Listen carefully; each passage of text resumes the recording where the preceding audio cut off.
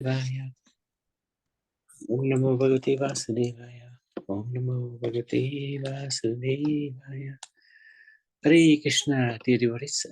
Thank you very much for joining today. We'd like to seek the blessings of Radha Madhav, Radha Shyamsundar, Krishna Balaram, Bal Gopal, Gauranitai, Shri Prabhupada, and the assembled devotees, so that we continue with the summary of chapter 17 and 18 today. I think we'll try to finish them both. So, chapter 17 is entitled Divisions of Faith, and talks a lot about the three modes of material nature and the different divisions due to the three modes. So, let's have a look at a summary of first 7 chapter. It says verses. Religious people are often referred to as people of faith. Yeah. So it's almost a derogatory statement. You have to have faith. But actually, everybody has faith, whether one believes in God or not. You have to have the faith that when you go to sleep at night, you're going to wake up in the morning. But if you didn't have the faith that you might not wake up tomorrow morning, you might not go to sleep very easily. We have to have faith that traffic light system works, that when it's red, you stop. And when it's green, you can go without the car crashing into you. Have to have faith that the doctor's medicines that they give will cure our ailments. We have to have faith that we can put money in the bank and it won't be squandered by the bank. Yeah. So we can't live without faith. Faith is important. Can't function in this world. And to have faith means to see opportunity, reward, and value in something, even though it may not be immediately experienced. So we may not have experienced various things, various aspects, but we have faith that because of past experience of others, even ourselves, that these things continue to work. According to one's faith, one identifies objects of adoration and reverence, and begins to worship them, these objects, in different ways. So, in the mode of goodness, one worships the devatas. In mode of passion, one can worship the sports stars and the film stars. And when one is in the mode of ignorance, the worship is of ghosts and hobblings. So, lesson to learn. One should try to follow the scriptures. If one does not follow the Gita, one will follow one's own natural instincts, which will be either in goodness, passion, or ignorance. Sattvagun, Rajagun, or Tamagun. But those who follow the rules and regulations of scriptures, out of laziness or indolence, they give up following these rules. And they're governed by these three modes. So we have to try to follow the scriptures, not to try to give our own opinion on something. We should have the opinion of the scriptures. Yes, Sir Prabhupada. Hare Krishna, Prabhuji, and all the devotees. I'm sorry, but I just quickly want to ask before Sure. you carry on. When you said begin the worship them in different ways, example, Lord, devatas, then you said about filament sports star. So what, people believe in filament sports stars? Yeah. Those, you often see people with pictures of Sachin Tendulkar on their wall. I mean, in the house. In the house. Yeah. Okay. And the sports stars. Yeah. Oh.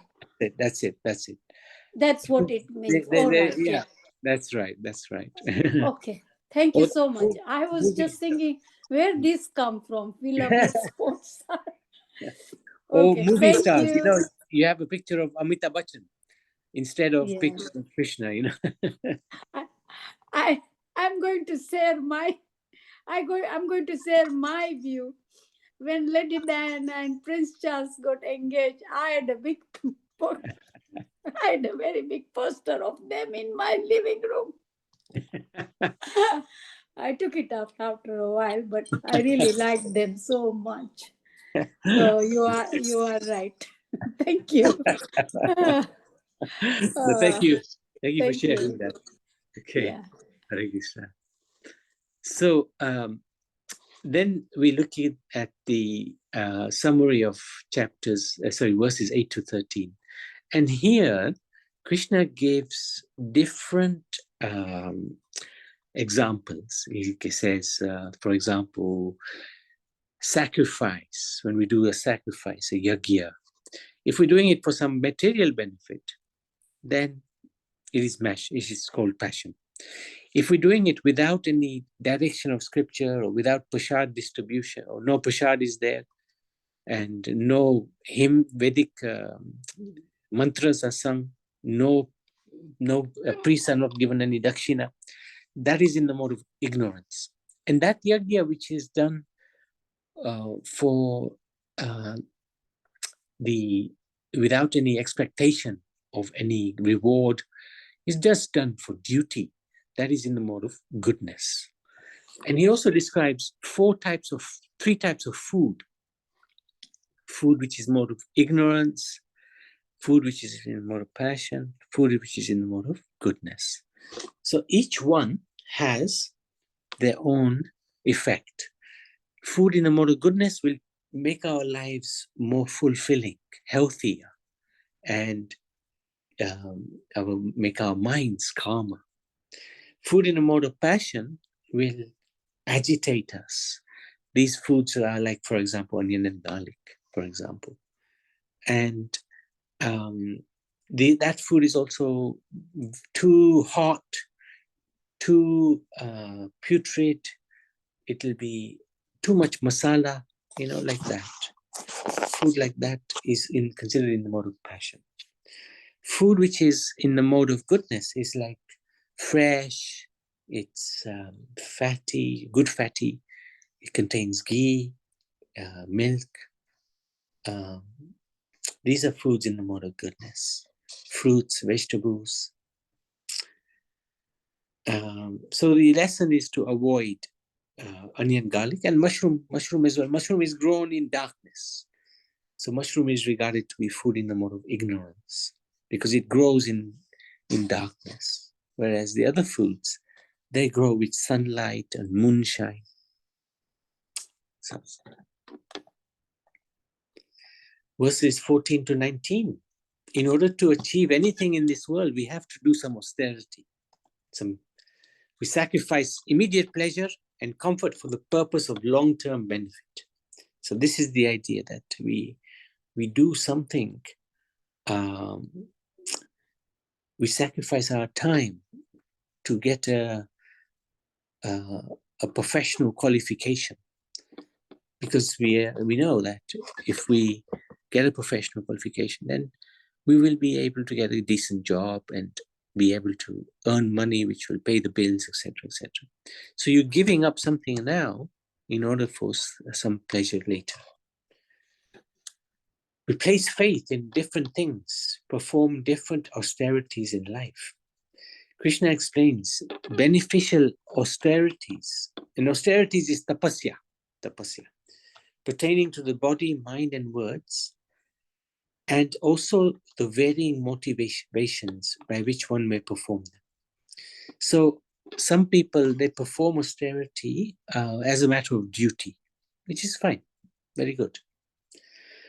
One performs austerity to gain something, like Ravan or Hiranyakashipu. They did austerities in order to gain eternal life, basically.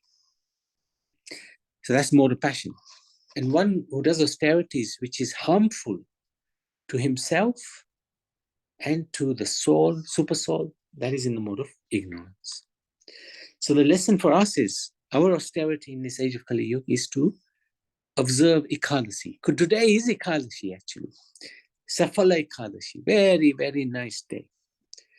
Ekadashi is a little austere for us because it means no eating grains and beans. But also it means we try to remember God more. We try to connect with God more on Ekadashi day. It is the day of Lord Hari, very important day. So Ekadasi means our austerity. So in Kali Yuga, this is a very good austerity to do, Ekadasi. Verses 20 to 22. The innate quality of the soul is to serve, and thus we find a charitable disposition within everyone to a greater and lesser extent. So everybody likes to do some charity, especially, for example, when we we eat, we become satisfied. And if we see somebody who's not eating, who's not had any food, we feel a little sorry and we like to feed them, right? According to one's own faith, they make efforts to help others. People now, Krishna now discusses the different types of charity and explains that to truly benefit people, charity must be performed within certain parameters. So he says, if charity is given to the wrong person at the wrong time, in the wrong place, then that charity is in a mode of ignorance. It will not do any good. It is actually considered to be sinful. For example, a person who's sitting on outside a liquor off license, and they're asking for charity, and we give them £1. What will they use that money for? To buy more drink. So we are helping them commit more sin. And that is why that charity is considered to be in the mode of ignorance. It is actually sinful. We are participating in that sin. Charity in a mode of passion is where we give charity, but we want something back in return. We want our name in lights. We want announcements to be made. This person gave this charity. We expect some honor. Ah, very nice man. He gives nice charity. So in that way, that is actually expectation of reward. So that is considered to be charity in the mode of passion. But we try to do charity where we do it out of duty to the right person, to the right place, and to a qualified person, like a Brahmin. That is good. Giving charity like that is in the mode of goodness. It will elevate one's consciousness when one gives charity in a proper way. The best charity is to give to the devotees, the guru, the temple. That is good. As long as the temple, they use it for the service of the Lord. So the charity which is done in the service of the Lord is the best charity. And food-wise, which we talked about just now, the best food to eat is prasad. We don't actually say to eat prasad, we say to honor prasad. That's the best prasad. Prasad is the best, which is offered to the Lord. That is why whatever we cook, we offer it to God, and it becomes prasad, and we eat that prasad. And then the final section of chapter 17. It is essential to understand that all activities, even those performed in goodness, will always yield karmic reaction to the performer. So even if we are in Sattva Gun, which is the best gun, the best mode to be in, still we are trapped in this world because we will have to enjoy the good reactions that come to us because of our behavior. So in that sense, even the mode of goodness traps us in this world. and it'll bind us to repeated existence in this world. So what do we do? Okay. In Vedic hymns, God is defined as a supreme enjoyer by the words Om, three words, Om Tat Sat. Thus, if our sacrifices, penances, and austerities are dedicated to the Supreme, done for His pleasure and favor, then such activities yield permanent benefit and ultimate freedom. When we do things for God, then it's beyond even Satugun. It is Shuddha Satugun, Shuddha, pure goodness. With this kind of transcendental aim, all our activities become liberating instead of entangling. This is a very important point to understand.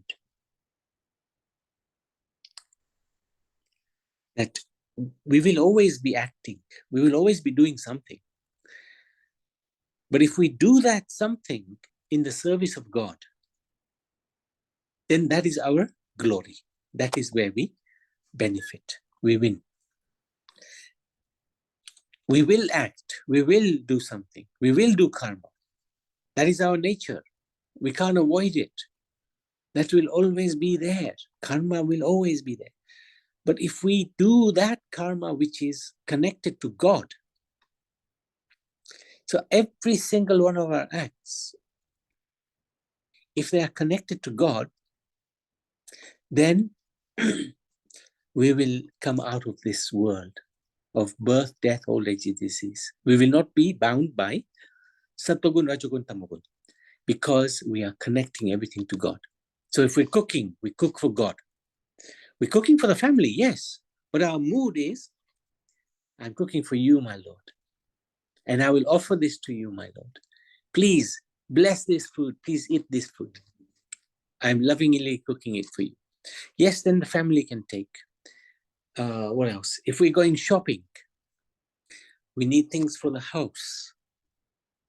So everything in our house can be geared towards God. God can be in the center of our home.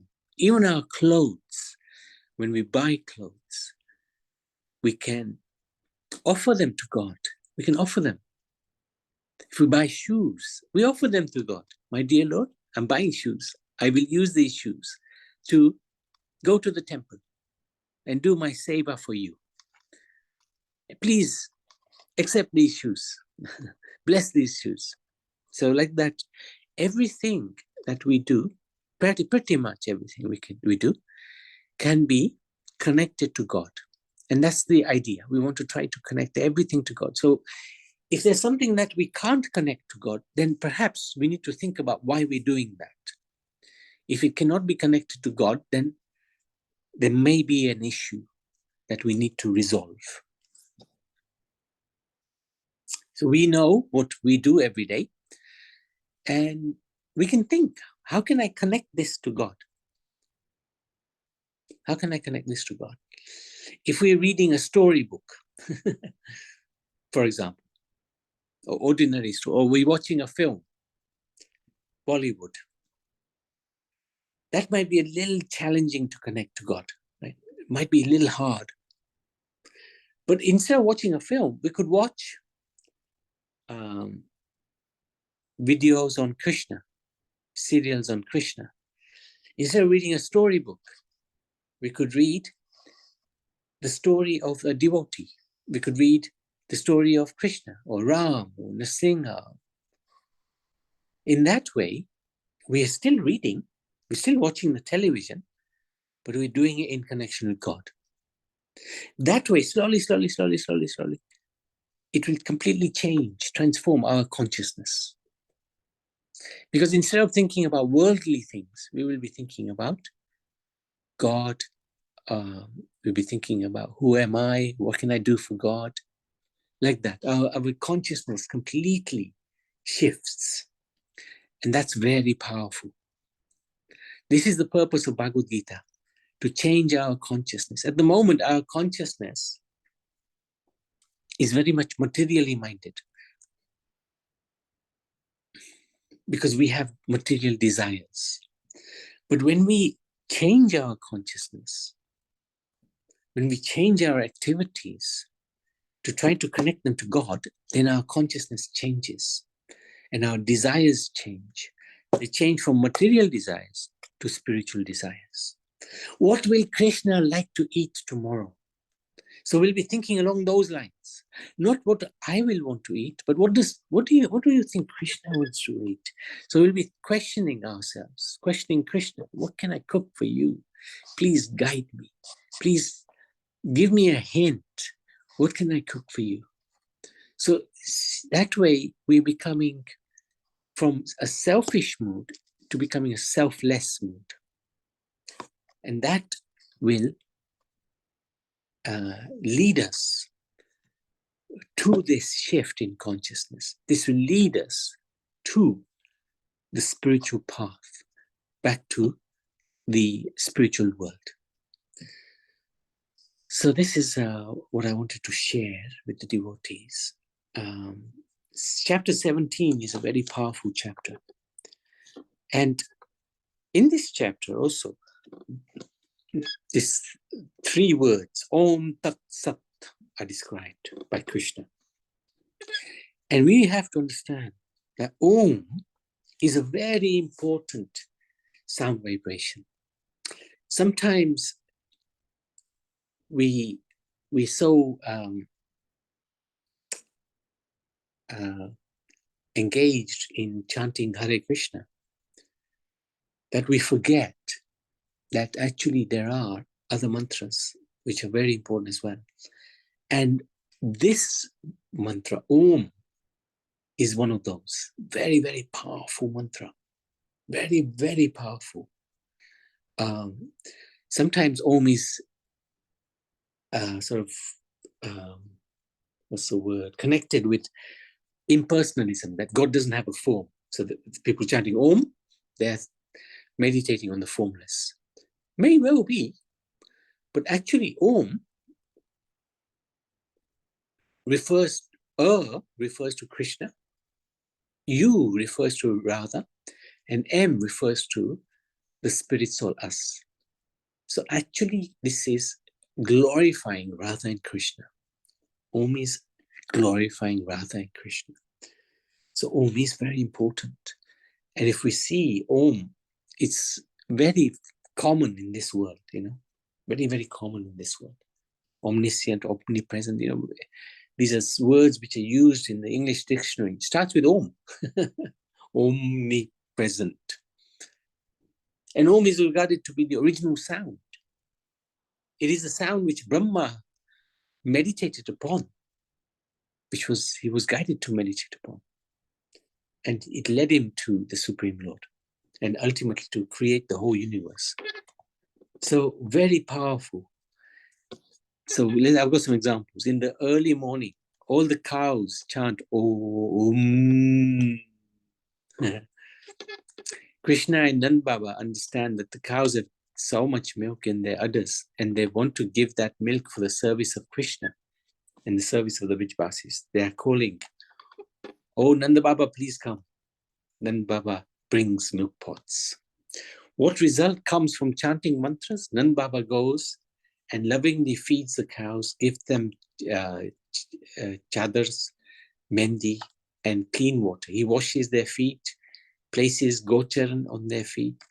Nand Baba places colors on the cow's horns and puts many herbs on their udders and gives necklaces to them and flowers. He does this because in the morning they chant Om for Krishna's pleasure. This is the cow's only language. That's why cows are so dear to Krishna. How can we become yogis like the cows? How can we become sadhus? We chant many names from morning to evening. Guru Maharaj gives us the Hare Krishna Mahamantra in Gayatri Mantra, but we chant this Gayatri Mantra only 10 times. And then the whole day we forget Gayatri.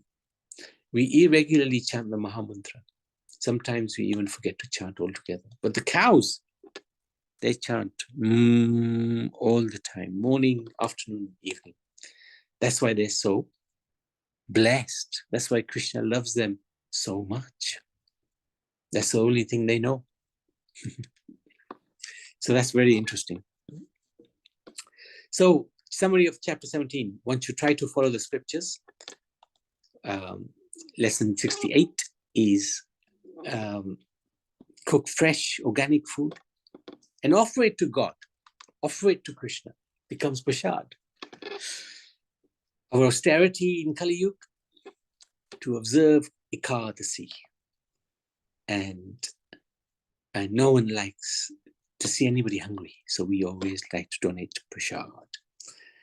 Yes, Riyaj. Prabhuji, yesterday I went to Goshala. Oh, fantastic. In Hyderabad? Yes, Prabhuji. Did you feed the Gomata? Yes, Prabhuji. Fantastic. What did you Prabhuji, feed? with carrots. With Carrots. Perfect. Perfect. Beetroot too. Beetroot and Oh, carrots. beetroots as well. Wow. That's a treat. Beetroot, carrots and corn. Wow. Amazing. Amazing. Well done. Well done. Hare Krishna. Thank you so much. Thank you. All right. So actually, I wanted to stop there because time is running a little bit. And unfortunately, there's a couple of things to do today. So any questions? Any comments?